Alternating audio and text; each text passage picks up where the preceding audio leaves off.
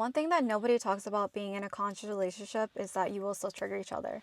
I can honestly say in my relationship, I've had so much of my fears, my insecurities, my old wounds, just things from the past and childhood wounds that have come up within my relationship, not because it's unhealthy, not because it's toxic, not because it's my partner's fault.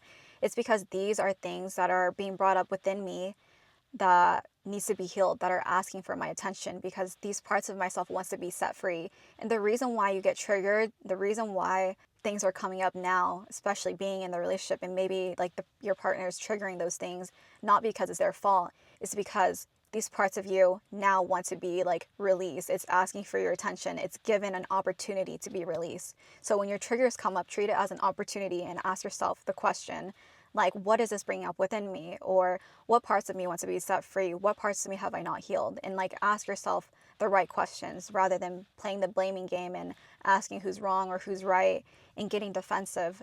What I really try to practice when I get triggered, because I can get deeply triggered, is by asking myself the right questions, one. And another thing is by being curious about it, being curious about those feelings that are coming up, being curious about what mental chains you still have on yourself. So yeah, like how can you be curious and not get defensive? And how can you take accountability or responsibility for your feelings and for yourself? So that way you wouldn't affect the relationship. That way you wouldn't affect your partner. Being in a healthy and conscious relationship doesn't mean things are always going to be free flowing and perfect all the time. I think a common misconception is that people think that you have to be completely healed and in order to have a conscious, healthy relationship. That's not necessarily true. I feel like it's more about two people coming together that are willing to grow together. If you are willing to grow, if you're committed to that, if you're devoted to that, and if your partner is committed and devoted to grow, then that's a conscious and healthy relationship. I think that people think it has to be perfect or that you shouldn't trigger each other, but sometimes your partner triggers you because they're showing you parts of yourself that wants to be set free, and that's a good thing.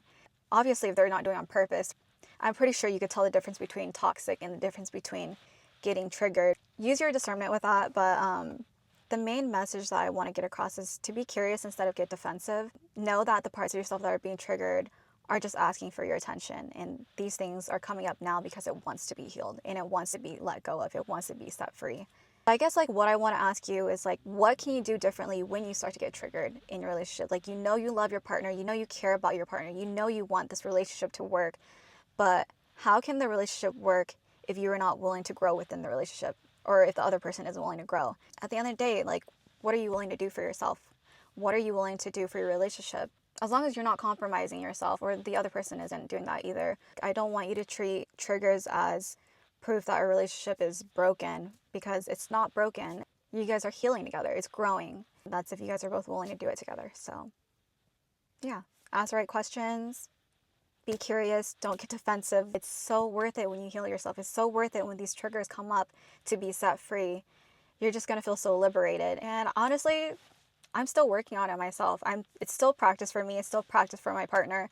But being committed to practice showing up for yourself and showing up for each other within the relationship, being committed to that with each other, being committed to growing with one another is what makes the relationship healthy, because you're both committed to the same vision. Yeah, that's all I want to say.